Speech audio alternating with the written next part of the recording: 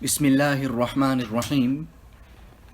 This is the English translation of the Majlis of Hazrat Maulana Qamar Uzzaman Saheb Damat Barakatuhum, which took place on Tuesday night at Darul Ma'arif al-Islamiyya, Tuesday, the 6th of Ramadan, 1444, corresponding with the English date, 28th of March, 2023. Hazrat Wala starts off this Majlis by quoting the ayat of the Quran Majid, قل إن صلاتي ونسكي ومحياي ومماتي لله رب العالمين. Hazrat Wala is saying that Quran ke har ayat mein maani ke daftar. In every verse of the Quran Majid, there are meanings that will total up to many hundreds and thousands of pages, a complete register. The Ruhul Ma'ani is in so many volumes, and I don't even know how many volumes is the tafsir of Imam Razi. So Allah subhanahu wa ta'ala is the one who makes tarbiyat. قُلْ إِنَّ صَلَاتِي وَنُسُكِي وَمَحْيَايَ وَمَمَاتِي لِلَّهِ رَبِّ الْعَالَمِينَ. Say, certainly my Rabb has guided me to the Say, surely my salah, all my acts of worship, my life and my death are for Allah, the Rabb of the universe. He has no partner.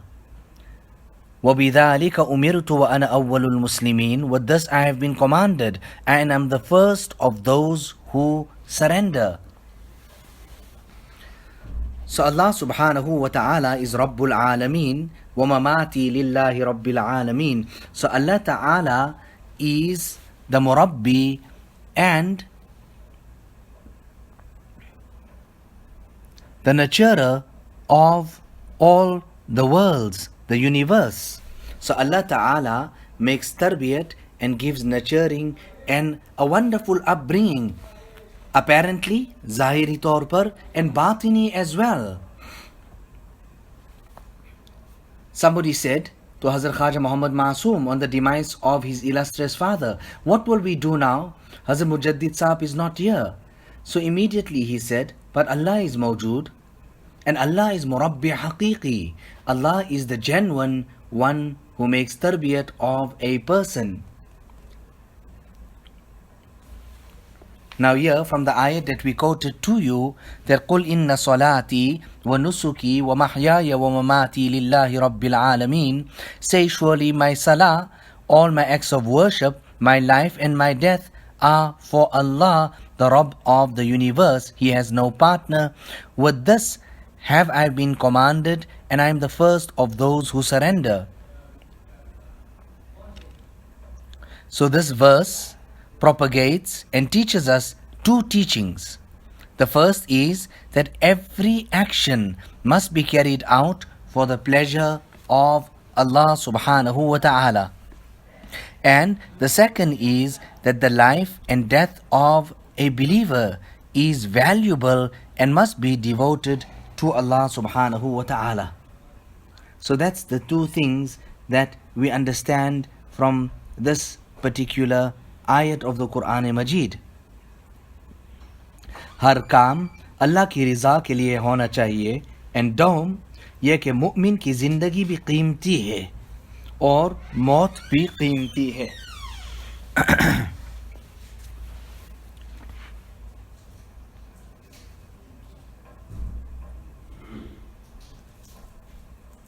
Hazrat Wala thereafter gives a incident, the waqia that's mentioned in Gulista.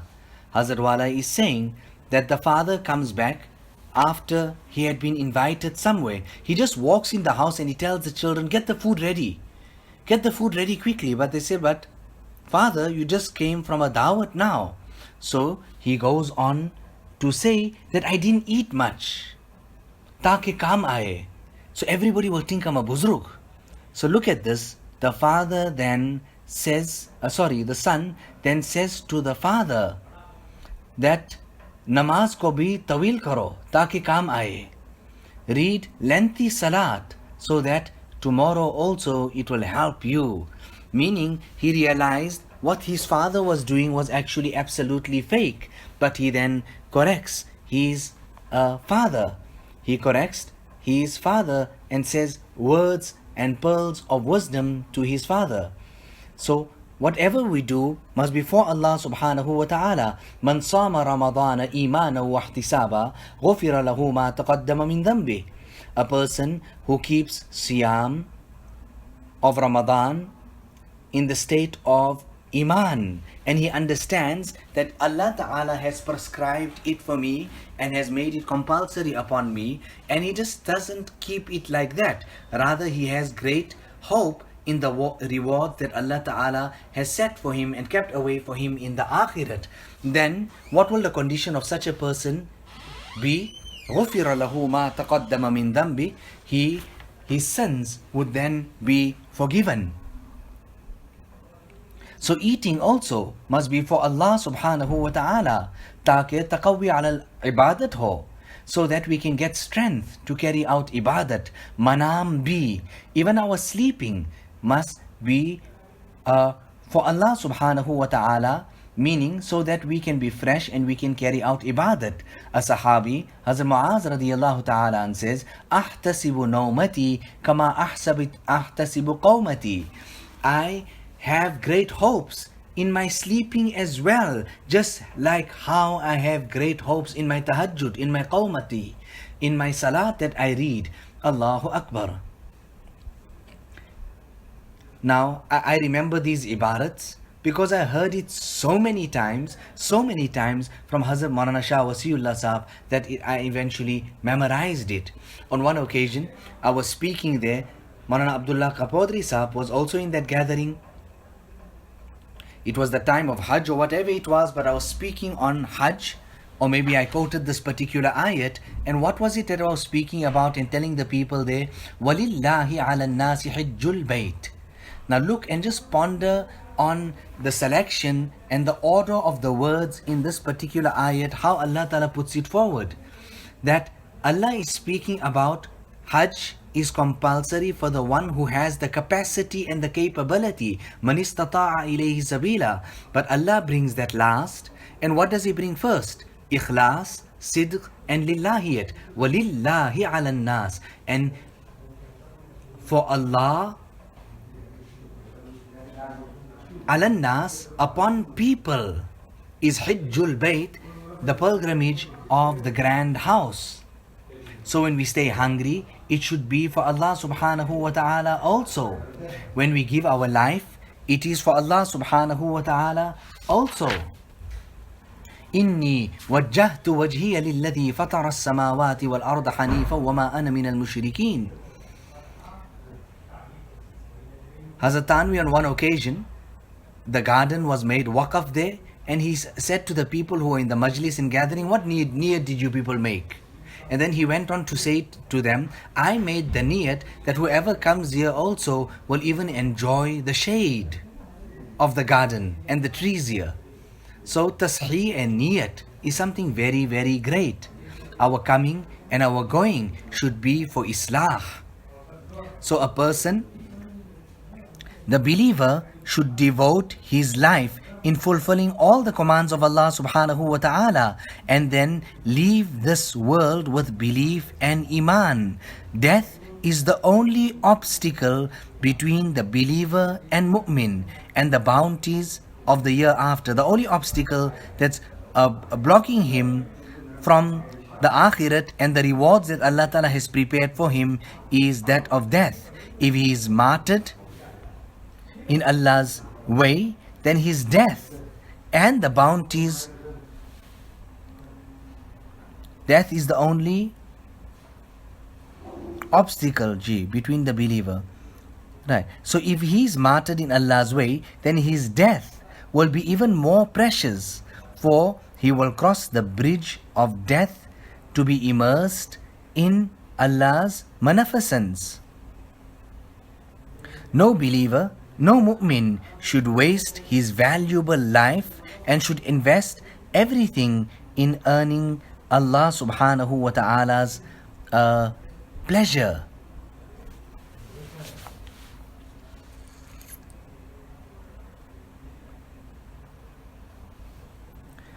So thereafter, وَبِذَلِكَ أُمِرْتُ وَأَنَا أَوَّلُ الْمُسْلِمِينَ, with this have I been commanded, and I am the first of those who surrender.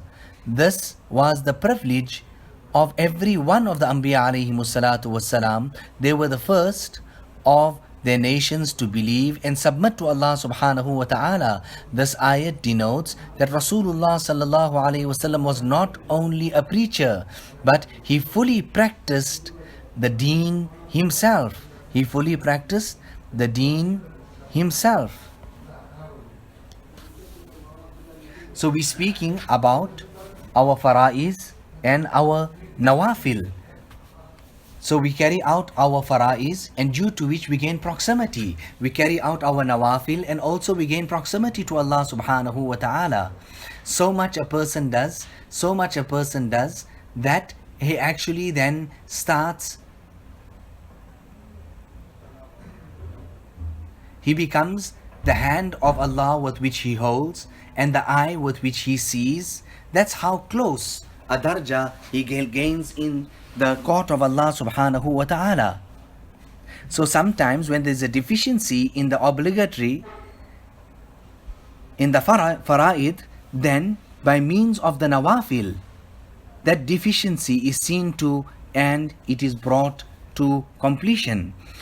Ibn Qayyim asks his ustad on one occasion regarding the fara'iz and the nawafil. So he said, and he answered that by merely carrying out the fara'iz, a person will get najat. You will get najat, meaning you don't have to carry out nawafil. Nawafil is not mani' najat. It will not prevent you from salvation. However, it will most definitely prevent you from maqamat aliyah. It will most definitely, abandoning your nawafil will most definitely prevent you from gaining the high stages. When I went to Nadwa on one occasion, I met Maulana Mohammad Hassani. I went to his apartment there upstairs, and then he said, Ajib baat, this is something absolutely amazing, that when I open up the Malfuzat of Hazrat Maulana Shah Wasiullah Sahab, then I find the quotations of Muwafaqat, and that is a kitab on Aqaid. Allahu Akbar. So we should make dua to Allah subhanahu wa ta'ala as well. Allahumma a'atini imanan la yartaddu. Oh Allah, bless me with such iman after which there is no apostasy. Wa yaqinan laysa ba'dahu kufrun, and such yaqeen after which there is no disbelief. Now from here also we understand that after yaqeen, kufr can also come. Allah Ta'ala protect us. We see today how people just talk anyhow, due to which they lose their iman. They're saying this, that and the other. So here we learning from this tafsir, the mu'min ki zindagi bhi qeemti hai, that the mu'min's life is valuable, his death is valuable. Ibrahim bin Adham rahimahullah abandons his kingdom, and then he goes out and starts living in the jungles, and people said, but Hazrat, come back, all that there is yours, and this and that and the other. Then he said, fariqun fil jannati wa fariqun fis sa'ir. One group will be allotted for Jannah in paradise, and the other will be destined to the fire of Jahannam. And I don't know whether I will be going to Sa'ir, to Jahannam. If I'll be going there, then what's the use of all that big empire? And then if you can tell me now that with all confidence and yaqeen and proof that I am going to Jannah, then not a problem, come, let's go and back and give me that kingdom. Hazrat Maulana Muhammad Ahmad Sahab used to speak about one buzrug, that at the time of eating, he would not really eat this or that. He would take some barley or something else and put it into water and swallow that, and that was his meal. But immediately after quoting this waqia, where this buzrug would say that I do this because I would be then harmed if I go and sit down for the full meal, I would not be able to recite so many more ayat of the Quran Majid because it is so time consuming. So Maulana Muhammad Ahmad Sahib used to instantaneously then say, but this is not for everyone. So this is death. Aane wali kisse tali jayegi. This death which is inevitable, it will not be able to be evaded by anyone. It will not be able to be driven away by anyone. Jaan tehri, jaane wali jayegi. When the breathing stops, then that life also will be snatched away and a person will go into the akhirat. Now Jahangir, people said to him that you're undergoing so much of sacrifice and you're making so much of mehnat, why didn't you even rest a little bit and get some rest and sleep? And what did he answer? Umre Aziz ko sone mein nahi guzarna chahta hu. I don't want to spend this valuable life of mine in sleeping away. And then he goes forward to say, Khab gira darpeshast. This deep sleep and resting for eternity is right in front of us. The minute we pass away, we will be blessed with that. So now, why should I just continuously just spend my time sleeping away?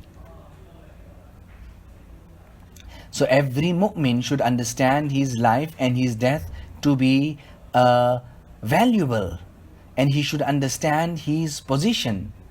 It comes in the hadith also, we learn that if a person from the time of birth right up till the time of demise has to spend all his time in sajda, then he would not be able to, he will not be able to fulfill the rights of Allah subhanahu wa ta'ala.